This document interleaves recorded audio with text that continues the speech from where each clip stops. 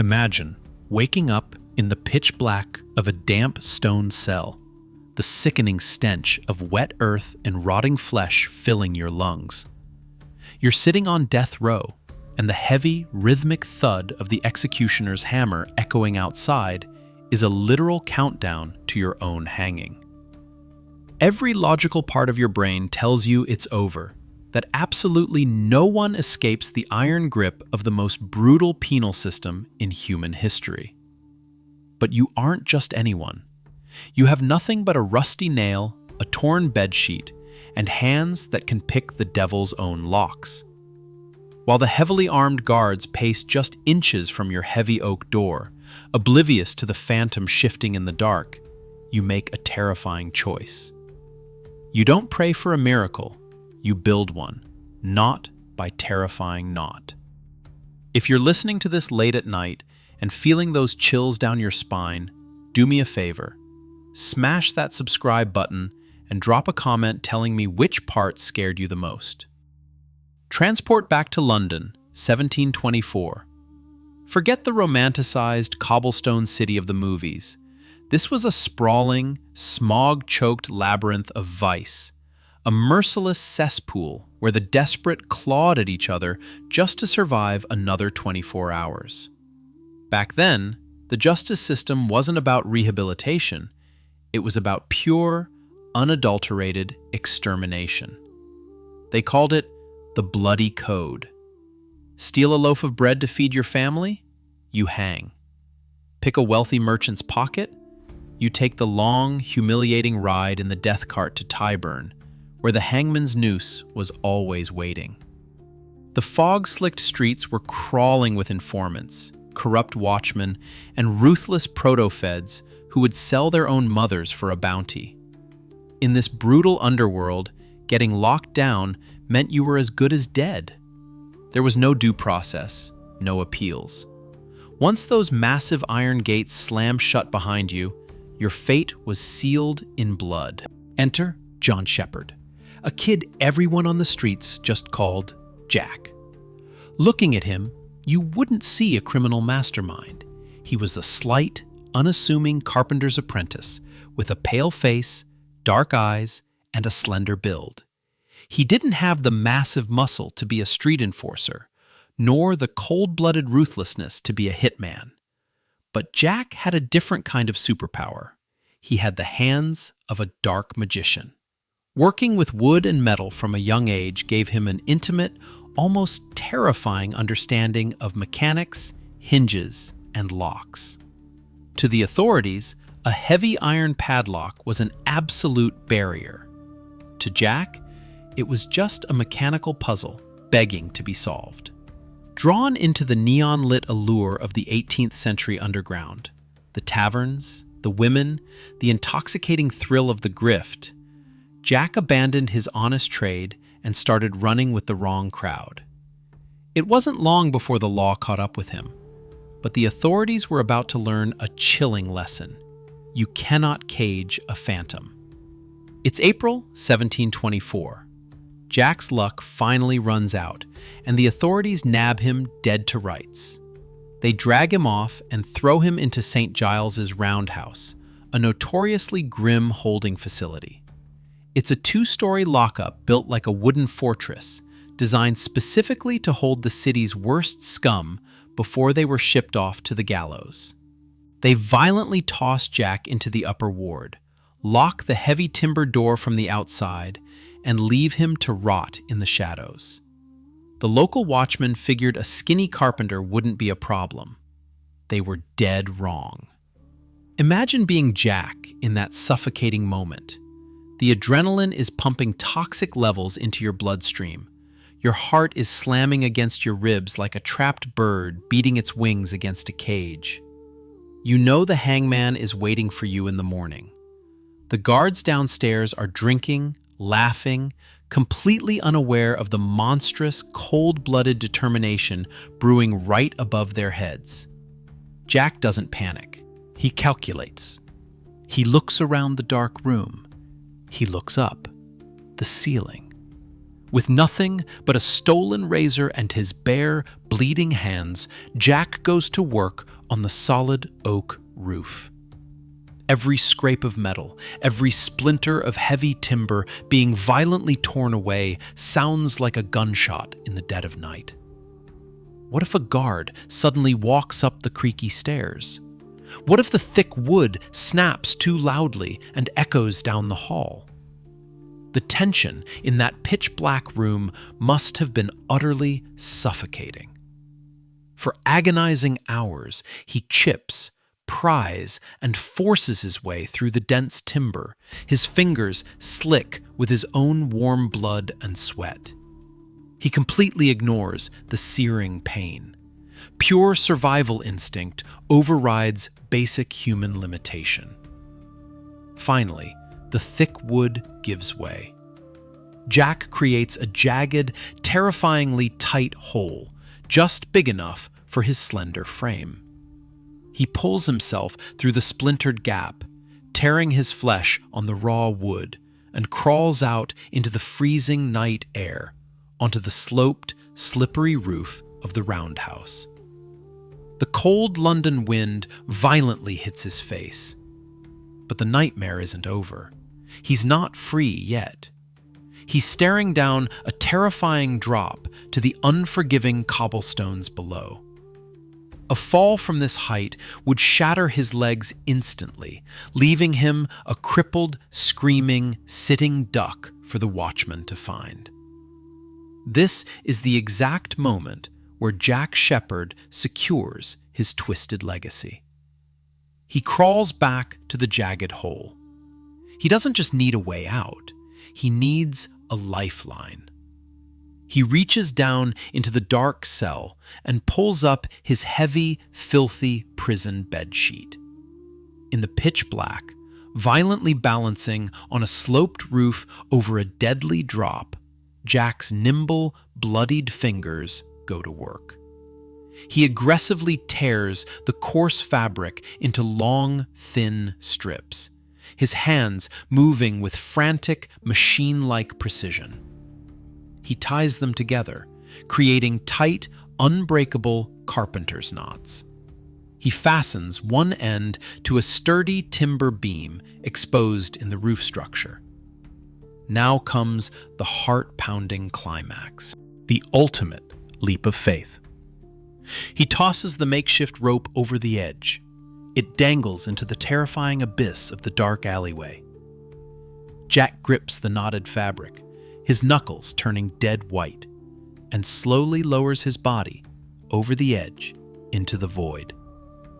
One single slip, one weak knot giving out, and he plunges to a gruesome death. The bitter wind howls, the old fabric groans under his body weight, but the masterful knots hold true. Hand over hand, muscle tearing against the strain, he slides down into the deep shadows, his boots, finally, silently hitting the cobblestones. He melts into the London fog. By the time the sun came up and the smug guards unlocked his cell, they found nothing but a gaping hole in the roof and a twisted bedsheet dancing like a ghost in the morning wind. The bird had flown. The authorities were stunned, but they had absolutely no idea that this impossible, death-defying escape was just a warm-up. If escaping the roundhouse made Jack Sheppard a local legend, what happened next elevated him to the status of a living nightmare for the British authorities. The problem with breaking out of prison in 1724 London wasn't just the cops. It was the fact that the entire criminal underworld was secretly run by one terrifying man, Jonathan Wild. Wild was a monster operating in plain sight. They called him the Thief-Taker General. He was a government-sanctioned bounty hunter, a proto-mob boss who wore the badge of the law while pulling the strings of every major crime syndicate in the city. If you stole something, you brought it to Wild.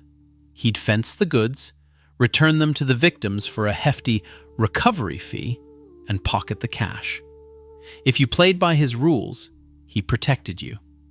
If you crossed him or refused to kiss the ring, like a fiercely independent, arrogant young thief named Jack Sheppard, Wilde would hunt you down and feed you to the gallows without a second thought.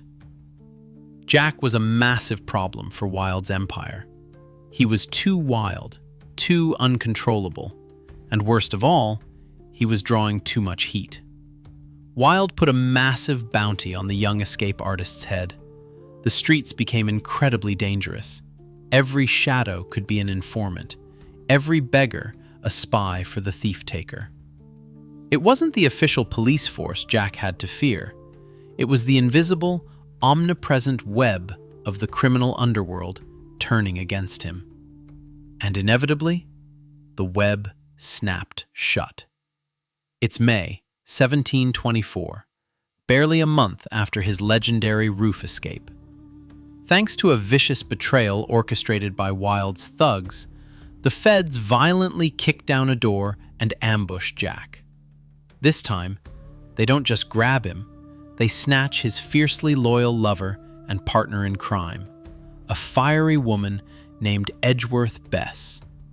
The authorities are absolutely humiliated by the roundhouse incident, and they are not taking any chances. They drag Jack and Bess to the new prison in Clerkenwell. This isn't a rickety wooden holding pen.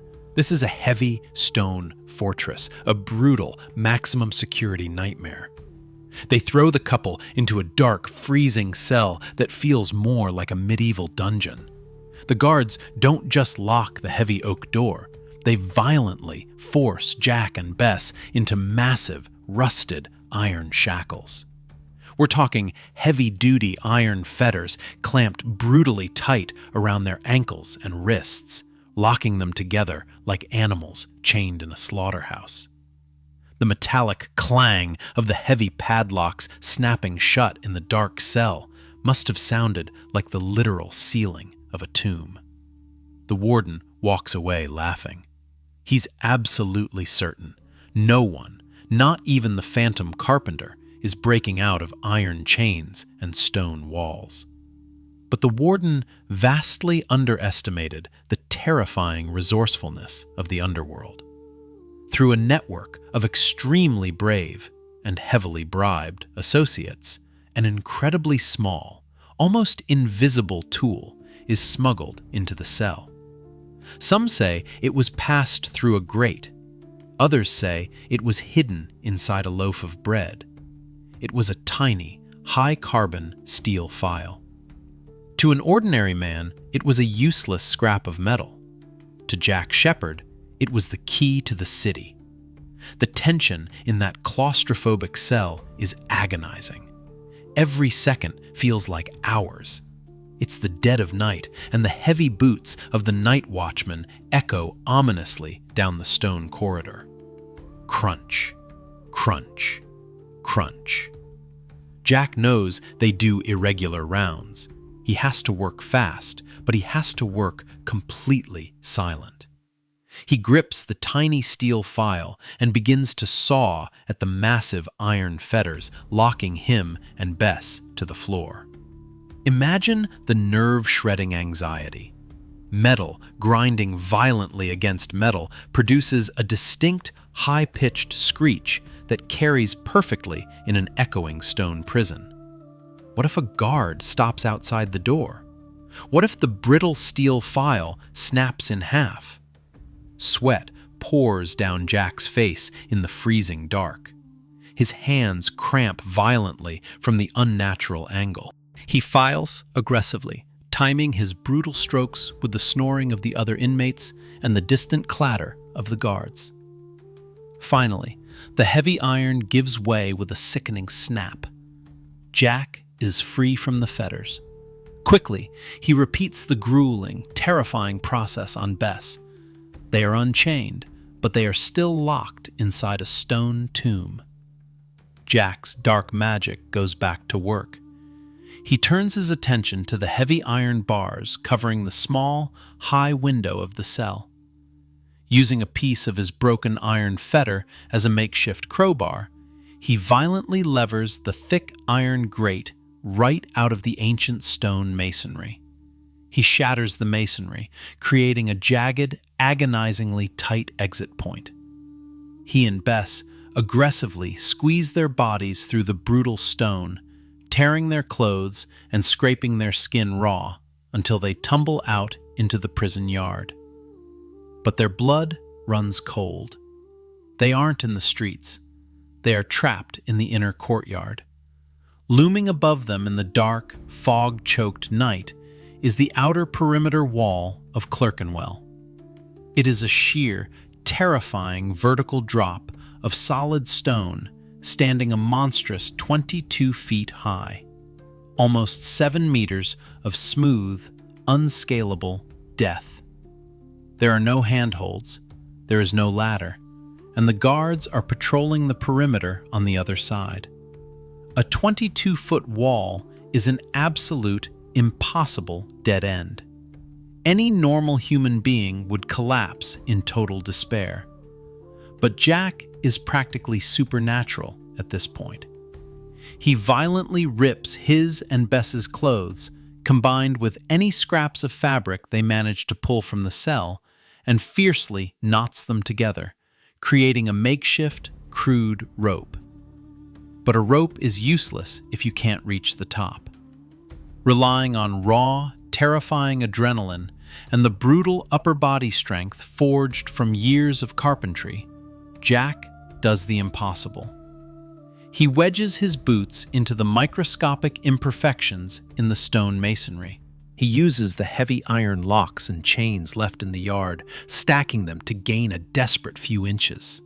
He practically claws his way up the sheer, freezing 22-foot face of the wall like a rabid animal escaping a trap.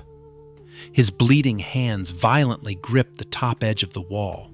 He violently pulls his exhausted body up and straddles the terrifying drop. Below him, in the pitch black, Bess is terrified, freezing, and waiting for the inevitable crack of a guard's musket. Jack throws the makeshift knotted rag rope down to her. He braces himself against the freezing stone, and with pure, unadulterated brute force, his muscles tearing and his lungs burning, this skinny, pale carpenter physically hauls his lover up a 22-foot sheer stone wall. They plummet down the other side, crashing hard into the mud of the dark streets, bruised, battered, and bleeding profusely. But as they pull themselves up and disappear into the dense, suffocating London fog, the reality sets in. Jack Sheppard didn't just break out of chains. He defied gravity. The authorities were about to wake up to an absolute nightmare. They had crossed the line from pursuing a petty thief to hunting a ghost who simply refused to die. And Jonathan Wild was about to unleash hell on earth to put that ghost in a coffin. The second Jack and Bess vanished over that terrifying 22-foot wall, the game completely changed. Jack wasn't just a nuisance anymore. He was a massive, neon-lit embarrassment to the British Crown and a direct, fatal threat to Jonathan Wild's underground empire. The thief-taker general was humiliated. In a world where fear and absolute control were the only currencies that mattered, Wild couldn't afford to have a skinny carpenter making his heavily armed enforcers look like absolute fools. The bounty on Jack's head absolutely exploded. Wild mobilized every single rat, informant, and vicious street thug in his payroll. The hunt for Jack Sheppard transformed into the most intense, paranoid, and terrifying manhunt 18th century London had ever seen. Imagine the suffocating paranoia Jack lived with every single second. He's the most wanted man in a city swarming with thousands of eyes looking to cash in on his corpse. Every creak of a floorboard, every sudden knock on a tavern door, every lingering glance from a stranger in the fog. It was a heart-stopping surge of adrenaline. He couldn't trust anyone. The underground, once his playground, had morphed into a deadly, twisting maze filled with lethal traps. And, inevitably, the paranoia wasn't enough. You can't outrun an entire city forever. In July 1724, the invisible net finally choked him out. Acting on a tip from a heavily bribed informant, Wilde's brutal enforcers stormed a hideout. They violently took Jack down, beating him into submission. The ghost was finally in chains again. But this time, the authorities weren't playing games with holding cells or county lockups. They dragged a battered, bleeding Jack straight to the absolute belly of the beast, Newgate Prison. To understand the sheer terror of Newgate, you have to realize it wasn't just a prison. It was a factory designed to break the human soul. Built like a massive, impenetrable medieval fortress right in the heart of London, Newgate was a terrifying labyrinth of freezing stone, disease, and pure despair. It was famously overcrowded, a putrid hellhole where typhus, known locally as jail fever, killed more men than the hangman ever could. The stench of rotting straw, human waste, and unwashed bodies was physically sickening. When those colossal, iron-studded outer gates slammed shut behind Jack, the booming echo sounded exactly like a coffin lid dropping into place. They didn't just put him in a normal cell. They threw him deep into the abyss, straight into the condemned hold. This was the darkest, most terrifying, heavily fortified section of Newgate, a pitch-black, freezing dungeon reserved exclusively for men who were already legally dead. You only went into the condemned hold to wait for the death cart. The air was thick and freezing, the stone walls permanently slick with dampness. Jack was aggressively shackled to the floor with monstrous, heavy iron chains. He was completely locked down. The guards, absolutely terrified of his reputation, checked on him constantly. The legal process in the 18th century was brutally efficient. There was no long, drawn-out trial, no forensic evidence, and definitely no mercy. In August, Jack was dragged into the Old Bailey, the central criminal court attached directly to Newgate. The trial was a grim, farcical speed run to the gallows. The judge looked down at the pale, slight young man and pronounced the only sentence that mattered under the bloody code: death by hanging at Tyburn. Imagine sitting in the suffocating darkness of the condemned hold after hearing those words. You are chained to a freezing stone floor. You know the exact date and time you are going to die. You can actually hear the morbid, rhythmic thud of carpenters outside, building the massive wooden grandstands for the crowds who will pay money to watch you suffocate at the end of a rope. The psychological torture of death row is a slow, crushing pressure that destroys a man's mind long before his body dies. The heavy, claustrophobic atmosphere in that cell was enough to drive a normal man violently insane. But Jack Sheppard's brain didn't process fear like a normal man. While the guards mocked him, while the chaplain told him to make peace with God, Jack's dark, mechanical mind was quietly running impossible calculations. He wasn't staring at the walls in despair. He was violently studying them. He analyzed the iron grates, the heavy oak doors, the patrol routes, and the exact mechanical flaws in the monstrous locks holding him down. He knew he couldn't do it completely alone this time. He needed his network. Despite the intense security, the heavily guarded visiting area of Newgate was a chaotic, corrupt mess. In a brilliant, incredibly risky move, Edgeworth Bess and another female accomplice named Pole Maggot managed to secure visiting rights. The guards, arrogant and confident that a man heavily chained in the condemned hold was completely neutralized, didn't bother searching the women too closely. They figured, what could two women possibly do against a fortress? That arrogance was their fatal flaw.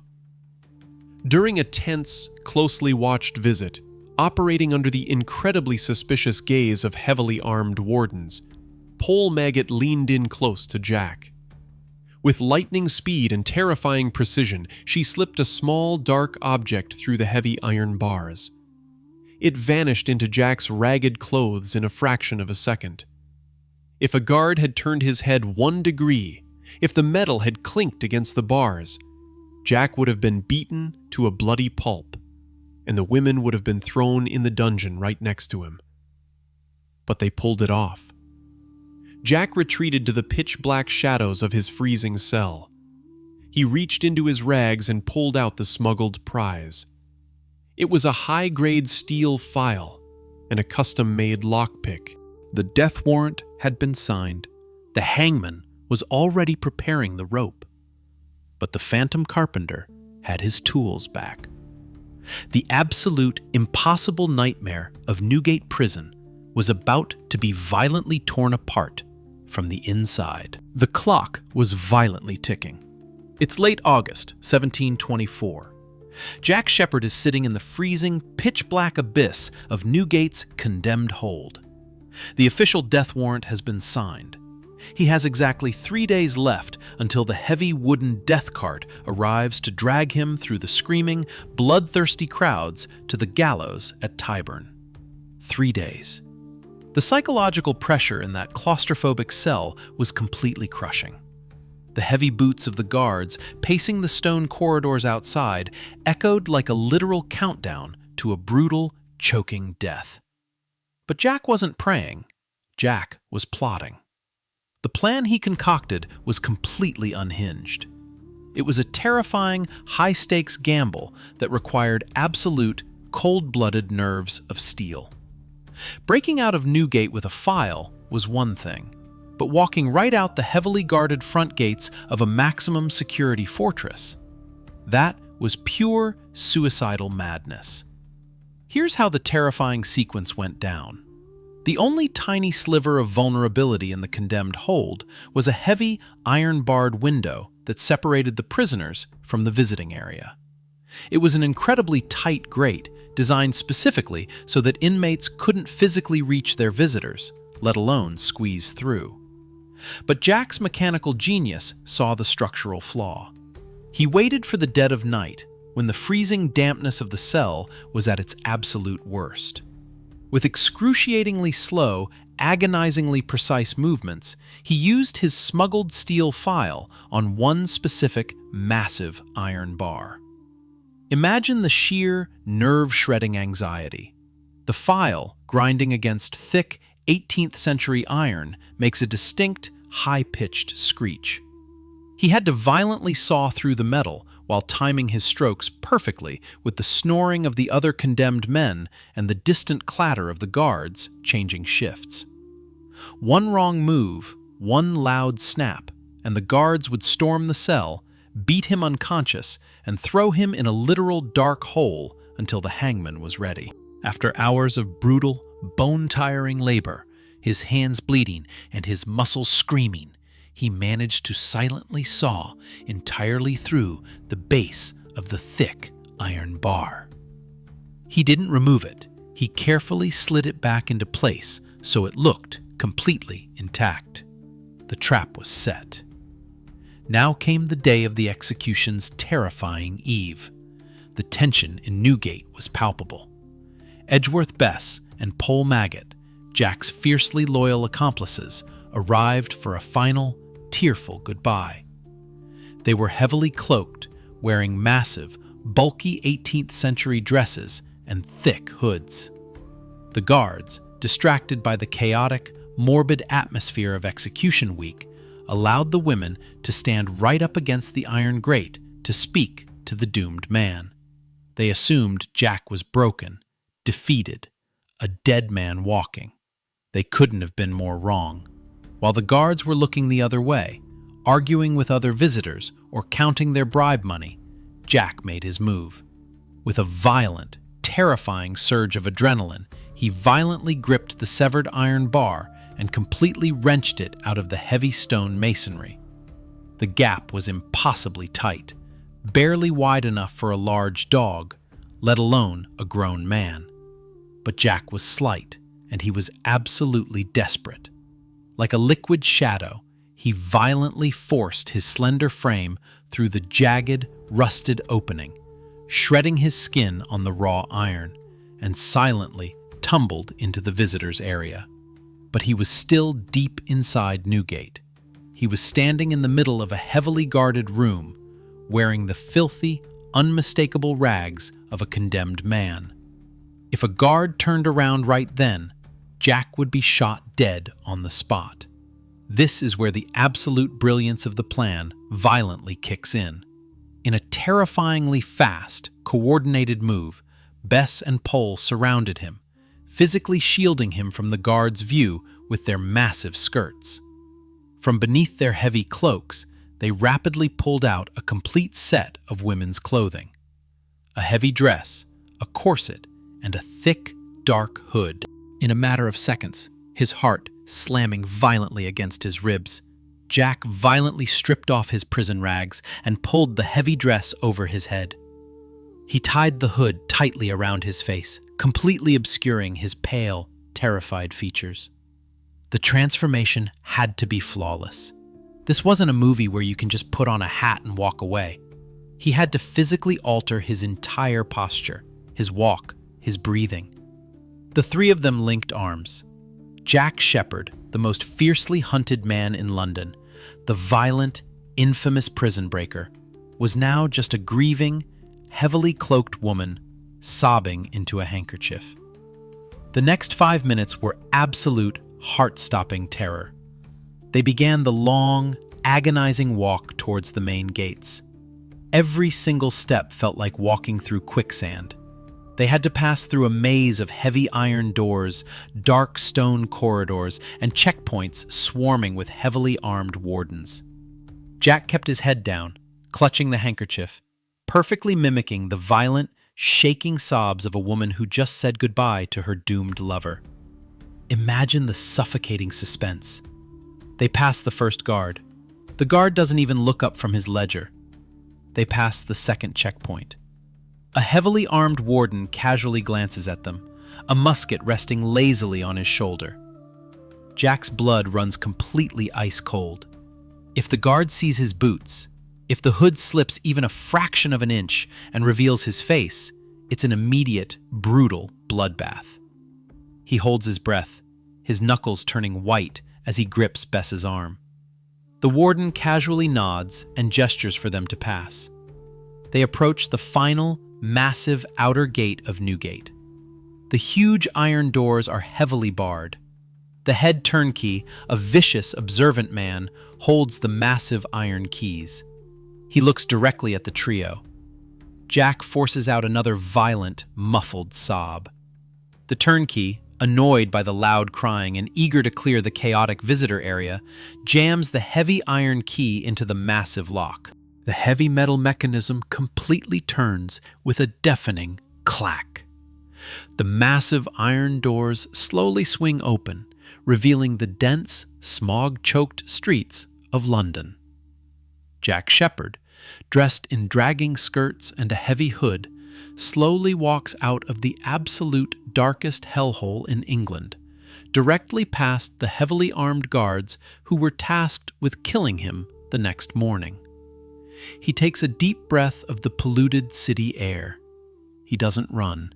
He calmly walks away into the suffocating London fog, melting into the shadows. The ghost had done it again. The absolute, unmitigated fury of the British authorities when they found that empty cell the next morning was about to ignite a manhunt that would violently tear London apart. The escape in drag was an absolute, blinding humiliation for the British Crown.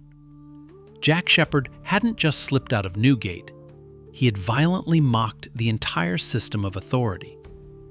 He made the terrifying wardens of London's darkest fortress look like absolute buffoons. When the executioners arrived at the condemned hold to drag him to the death cart, they found nothing but a severed iron bar, a pile of filthy rags, and an echoing silence. The public reaction was explosive. Overnight, Jack went from being a wanted criminal to an absolute folk hero. The working class of London loved him. He was violently embarrassing the corrupt, brutal authorities they despised. But this explosive fame was extremely dangerous. It completely fed Jack's worst character flaw, his absolute, suffocating arrogance. Instead of getting on a boat and disappearing to France or the Americas like any sane man would, Jack stayed in London. He was completely intoxicated by his own legend. He started swaggering around the underground taverns, buying expensive drinks and loudly bragging about how he'd played the Newgate guards for absolute fools. He was openly taunting Jonathan Wild and the entire justice system. And in the brutal, paranoid world of 1724 London, arrogance was a fatal disease. It didn't take long. In September 1724, barely a month after his miraculous drag escape, heavily armed posse caught him slipping. They violently swarmed him in a tavern, beat him mercilessly, and dragged him back to the absolute nightmare he had just escaped. This time, the authorities were not messing around. There would be no visitors. There would be no smuggled files. The feds were absolutely terrified of his reputation, and they decided to neutralize him with overwhelming, terrifying physical force. They didn't put him back in the condemned hold. They took him deep into the absolute core of Newgate, to a solitary confinement vault ominously named the Castle. The castle was not a cell. It was a literal stone tomb. It was an incredibly heavy, freezing stone room, completely isolated from the rest of the prison, secured by multiple massive oak doors, heavily studded with thick iron. It was designed to hold the absolute worst, most violent psychopaths the kingdom had to offer. When they violently threw Jack onto the freezing stone floor, the darkness was absolute. But the heavy stone walls weren't enough to satisfy the terrified wardens. They brought in the blacksmiths. Imagine the sheer, suffocating terror of this moment. You are completely pinned to the freezing floor by heavily armed guards. A massive, sweating blacksmith violently clamps thick, heavy-duty iron fetters around your ankles. These aren't normal chains. These are monstrous, custom-forged irons weighing close to 40 pounds, designed to completely restrict your movement. But they didn't stop there. They took the incredibly heavy iron chain connecting his ankles and violently bolted it to a massive iron ring deeply embedded in the solid stone floor. Finally, they brutally locked his wrists into a heavy pair of iron handcuffs, fastened tightly with an enormous, incredibly complex, heavy-duty padlock. They had literally chained him to the foundation of the prison itself. He was completely immobilized, locked in an unnatural, excruciating position on the freezing stone. The heavy iron doors slammed shut, and the massive bolts violently threw completely across the outside. The warden walked away absolutely certain. The ghost was finally, permanently caged. There was absolutely zero chance of escape. Jack Sheppard was going to rot in the absolute dark until the rope snapped his neck. For days, Jack sat in the terrifying, pitch-black silence of the castle. The physical pain was excruciating. The heavy iron fiercely bit into his raw flesh. and the freezing dampness of the stone floor seeped deep into his bones. His mind raced violently, desperately searching for a way out, but the situation was completely, utterly hopeless. He couldn't reach the heavy oak door. He couldn't even stand up. His hands were violently locked together. He was utterly trapped in an iron womb.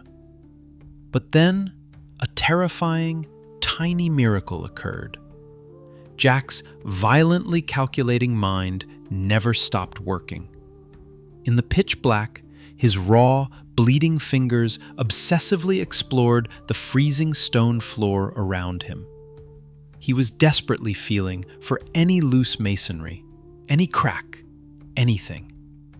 His fingers violently brushed against something small, hard, and metallic, hidden in a crack in the cold stone. He carefully pried it out. It was a bent, heavily rusted nail. To you or me, a rusted nail in the dark is absolutely nothing. But to Jack Sheppard, a man whose hands were practically supernatural, that tiny piece of rusted metal was a loaded gun. The heavy-duty padlock locking his wrists together was incredibly complex. But Jack's hands had an intimate, terrifying understanding of mechanics. Holding the tiny, rusted nail awkwardly between his bloody fingers, his hands shaking violently from the freezing cold and the crushing adrenaline, he began to blindly pick the massive iron padlock. The tension in the freezing cell was absolutely suffocating. Click! The nail scraped violently against the intricate iron tumblers. He had to maneuver the tiny piece of rust with absolute, terrifying precision, using microscopic movements in the pitch black. If he dropped the nail, it was gone forever in the dark, and he was a dead man. Sweat poured down his pale face, stinging his eyes. His muscles cramped violently. Click! He felt the heavy internal mechanism of the lock violently resist, then slowly, agonizingly begin to give way. Click! With a final, desperate twist of the rusted nail, the massive iron padlock completely disengaged with a loud, heavy clack that violently echoed in the stone tomb. Jack Sheppard violently ripped his bruised, bleeding wrists out of the heavy iron cuffs. His hands were free. The ghost was absolutely back in play. And the most terrifying, physically impossible escape in human history was about to violently begin. The moment Jack's bloody hands slipped completely free of the heavy iron cuffs, the atmosphere in that freezing stone tomb shifted violently. He was no longer a doomed animal. He was a terrifying predator, locked in a desperate cage. But slipping the handcuffs was only step one of an absolute impossible nightmare. He was still chained heavily to the floor by his ankles. He still had roughly 40 pounds of massive iron dragging him down, and he was still locked deep inside the absolute most secure vault of Newgate Prison, staring at a monstrous oak door heavily studded with thick iron. It was mid-October 1724. It was the dead of night. The heavy, rhythmic pacing of the guards outside felt miles away. The silence in the castle was absolute. Jack went to work. He immediately dropped to the freezing floor and violently attacked the heavy iron chains locking his ankles to the floor staple. Using the discarded heavy-duty padlock and sheer, unadulterated brute force, he aggressively twisted and pounded at the iron links. The physical exertion was excruciating. Every strike of metal on metal was a deafening, terrifying clang that threatened to bring the heavily armed wardens swarming down upon him. The adrenaline violently pumping through his veins drowned out the agonizing pain in his hands. Finally, the main chain violently snapped. He was no longer bolted to the floor, but the heavy iron fetters were still brutally clamped around his ankles, completely restricting his stride. He pulled off his heavy stockings, violently binding the loose chains to his legs to muffle the deafening clatter. He was moving, but he was dragging a massive, heavy iron anchor. He limped violently toward the massive oak door of the castle. This wasn't a standard prison door, it was a heavily fortified barricade. But Jack didn't have a file, and he didn't have a crowbar. He only had the massive, broken iron chain he had just ripped from the floor and his rusted nail.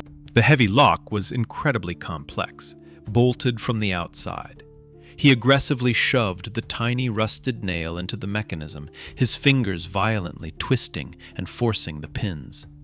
The heavy lock violently clicked open, but the door wouldn't budge. It was heavily bolted from the outside. Jack refused to be stopped. He violently attacked the door frame itself. Using his broken, heavy iron chain as a makeshift hammer and chisel, he violently smashed at the heavy stone masonry surrounding the lockbox. The physical force required was completely terrifying. He battered the stone until it violently cracked, then aggressively ripped the massive iron strike plate right out of the ancient wall. The heavy oak door groaned violently and swung open into pitch-black darkness. Jack stumbled heavily into the corridor, gasping for air, the heavy iron chains violently cutting into his bruised legs. But the nightmare had literally just started. He was in the Red Room, another heavily fortified cell block. He immediately encountered a second massive door. This one was locked completely differently. Again, he aggressively attacked the heavy stone masonry, violently ripping the iron casing out of the wall with his bare hands and his broken chains. The physical toll on his body was completely unimaginable. His hands were violently torn open, slick with his own warm blood. His muscles were violently screaming, but pure, terrifying survival instinct pushed him completely beyond human limits. He violently smashed through the second door. Then he hit the chapel area.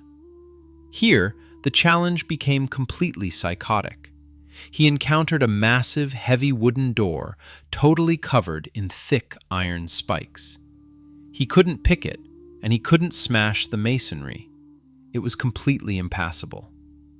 Jack didn't hesitate. He looked aggressively up at the heavy iron spikes.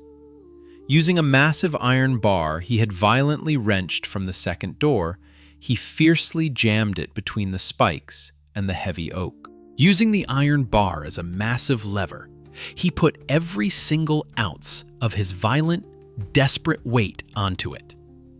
The dense oak groaned loudly, then violently splintered with a deafening crack. He aggressively squeezed his bruised, bleeding body through the jagged, terrifyingly tight opening, completely shredding his clothes and skin on the sharp iron spikes. He was completely drenched in blood and sweat. He was gasping violently for air in the freezing, pitch-black corridors of Newgate. But the brutal gauntlet wasn't over. He violently encountered a fourth door. He smashed through it. A fifth door. He violently broke the heavy lock. A sixth door. Imagine the sheer, suffocating terror of this incredibly violent, agonizing journey. He is deep inside the absolute belly of the beast. For hours, in the complete pitch-black darkness, he is violently tearing through solid oak, thick iron, and heavy stone masonry, dragging 40 pounds of massive iron chains on his legs. Every single time he violently ripped a lock or smashed a door, the deafening noise echoed like a gunshot through the sleeping prison. What if a guard suddenly opens the door at the end of the hall? What if the guards hear the heavy, violent crashing and come swarming down the stairs with muskets drawn?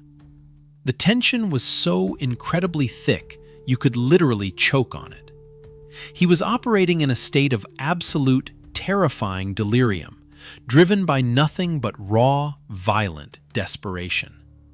Finally, violently exhausted, battered, and heavily bleeding, Jack smashed violently through the incredibly heavy sixth door.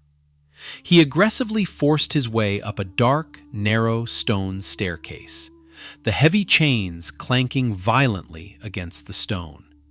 He pushed heavily against a final hatch, and suddenly, the freezing, smog-choked night air violently hit his face. He had violently broken completely out of the iron womb of Newgate. He was standing on the high, sloping roof of the prison, staring out into the absolute darkness of the London night.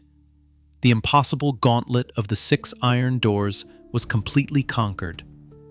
But as he looked heavily down over the edge, the adrenaline violently drained from his body. The true, absolute nightmare had just violently begun. Jack Sheppard stood on the freezing, slate roof of Newgate Prison, utterly exhausted. He was completely drenched in cold sweat and his own blood.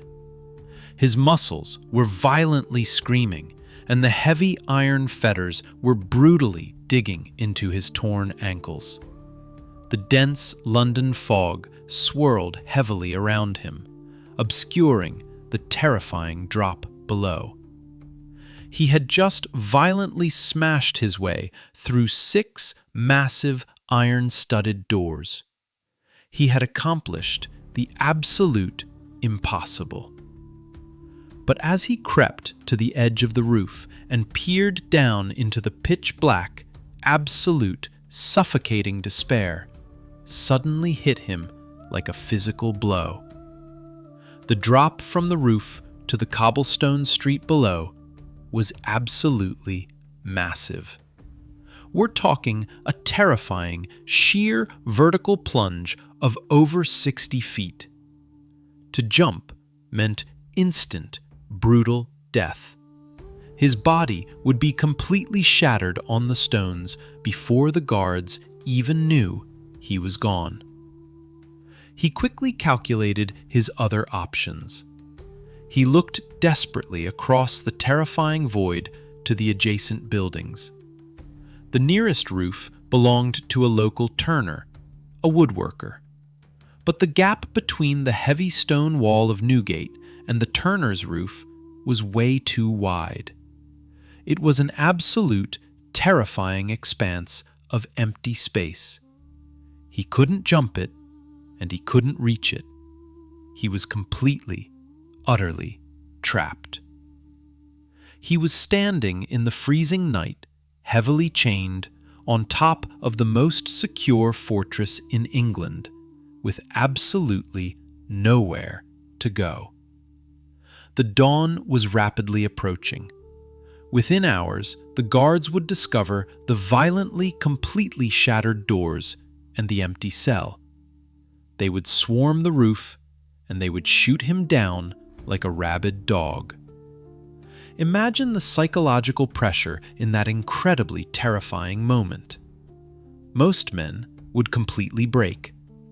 They would curl up on the freezing slates and wait for the musket ball.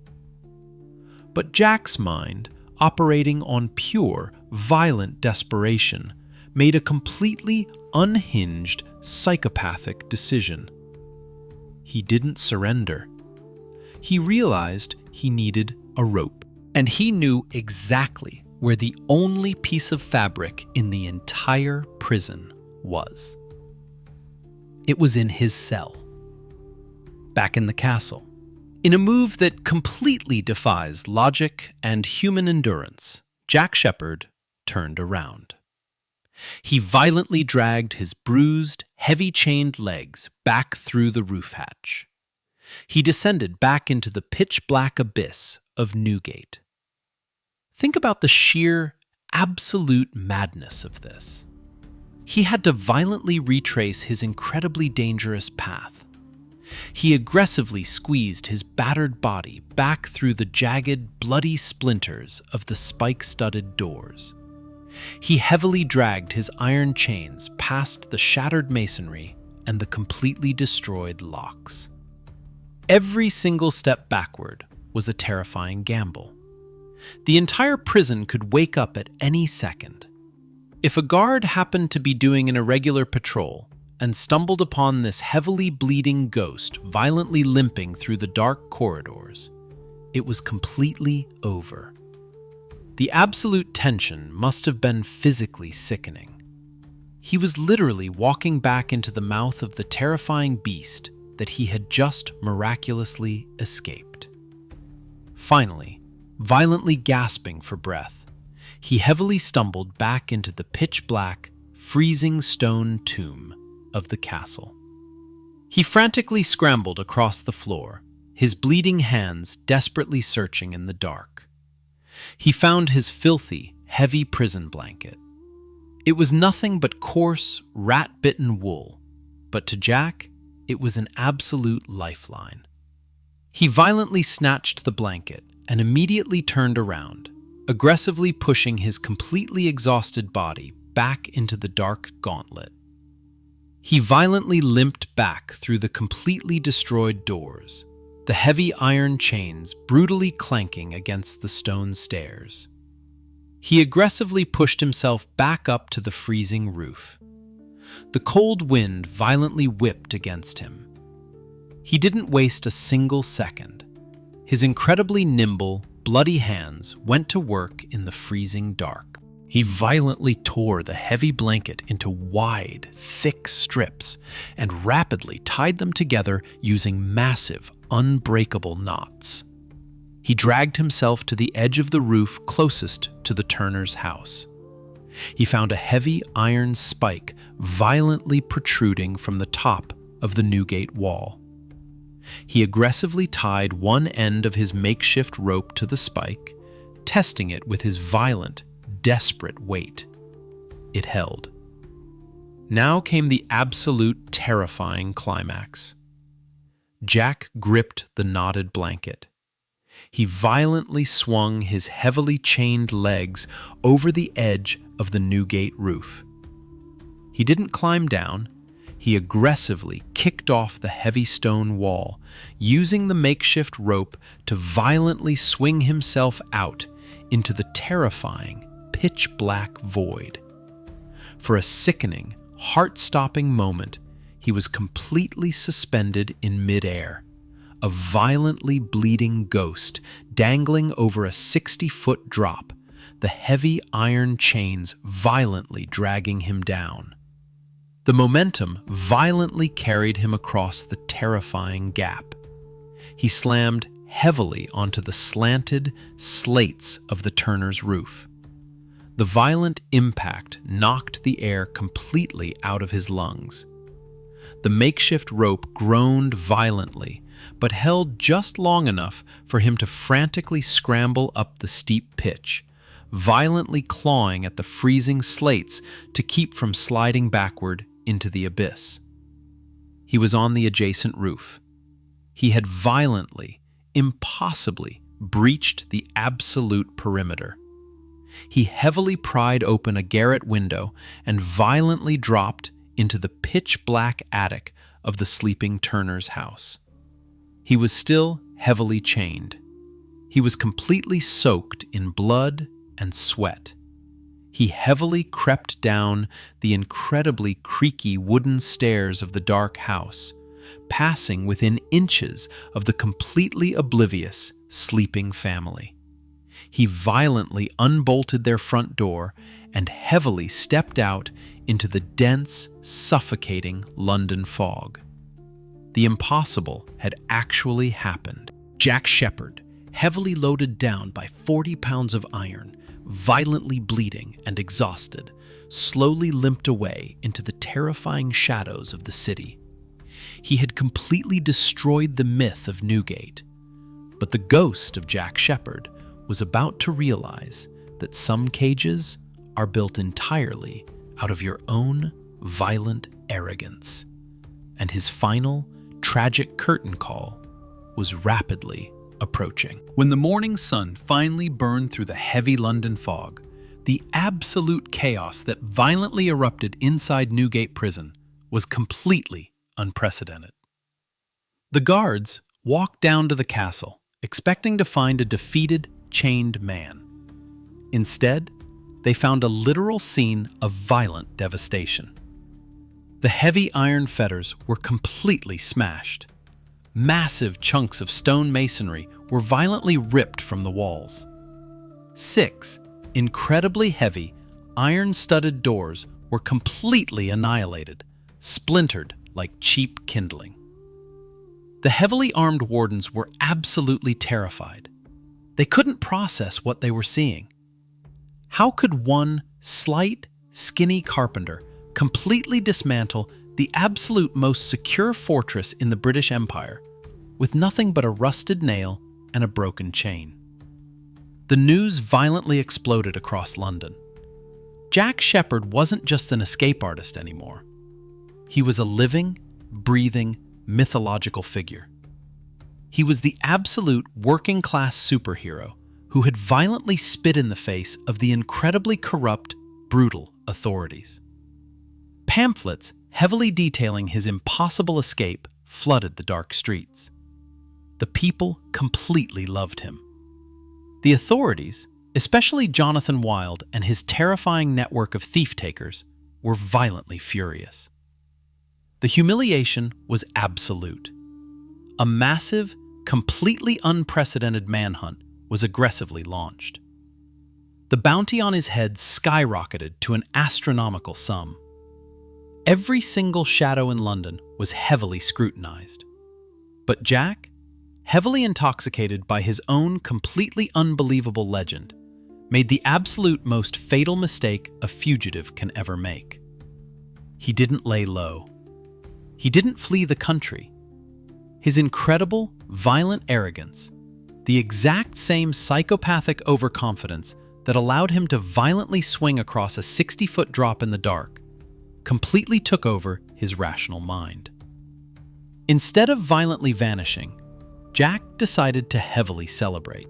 He broke into a pawn shop, aggressively stole a completely incredibly expensive, flamboyant black suit, a silver-hilted sword, and heavily accessorized himself like a wealthy gentleman. He started violently swaggering through the dark taverns of London, heavily drinking, aggressively bragging, and completely flaunting his impossible survival. He literally stood in crowded, heavily packed pubs wearing a stolen suit and violently told stories about how he had made the Newgate guards look like absolute idiots. It was completely suicidal madness. The inevitable violently happened. On October 31st, roughly 2 weeks after his absolute masterpiece of an escape, a heavily armed posse of thief-takers violently swarmed a tavern. They found Jack incredibly drunk, completely defenseless, and heavily dressed in his stolen finery. They violently beat him into submission and aggressively dragged him back to the absolute nightmare he had just destroyed.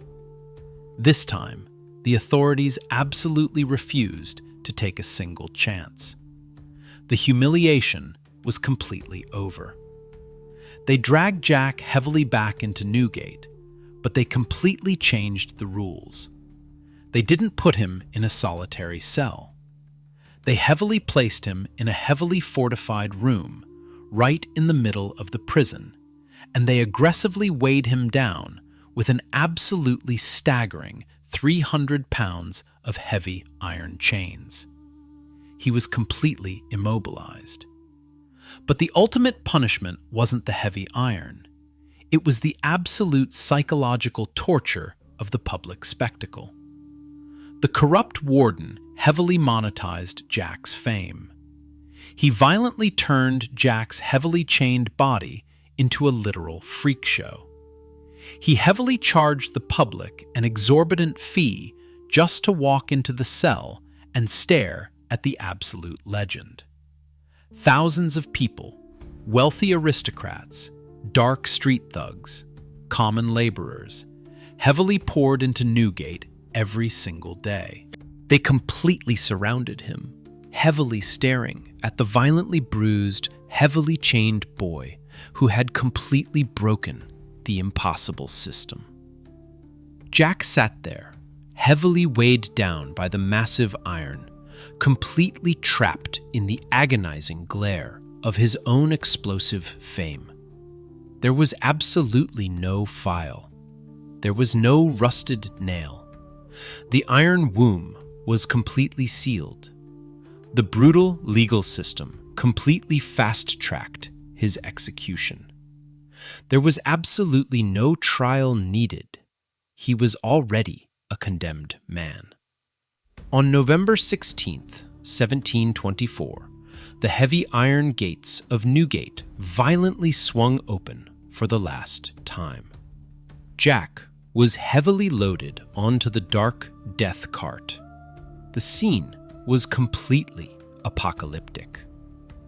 Over 200,000 people, nearly a third of the entire population of London, violently completely flooded the dark streets.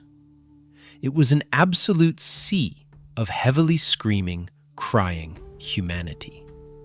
They violently lined the entire route to Tyburn, desperately trying to catch a final glimpse of the boy who couldn't be caged.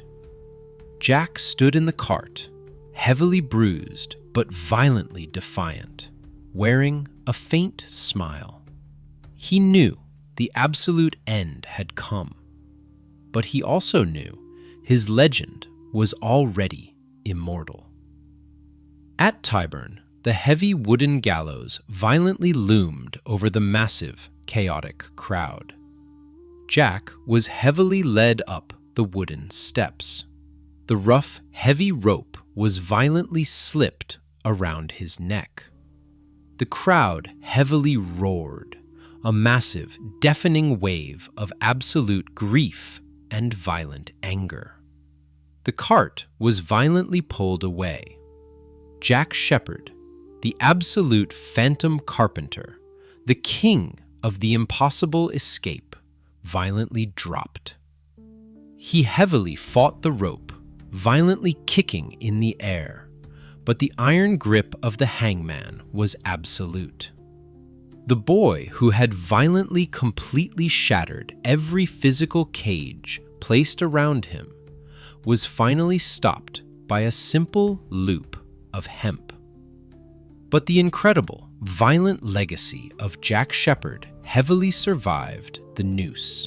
His violently knotted bedsheets and his absolutely psychopathic, impossible leaps in the dark became massive symbols of absolute defiance. He violently proved that no matter how incredibly heavily the iron is forged, no matter how absolute the darkness seems, human desperation and a violently unbroken will can completely shatter the impossible. If you made it this far, and the absolute suffocating tension of Jack's impossible escapes made your blood run completely cold, hit that subscribe button and heavily drop a comment below telling me which of his absolutely terrifying breakouts you think was the most violently impossible. Until next time, stay completely out of the dark.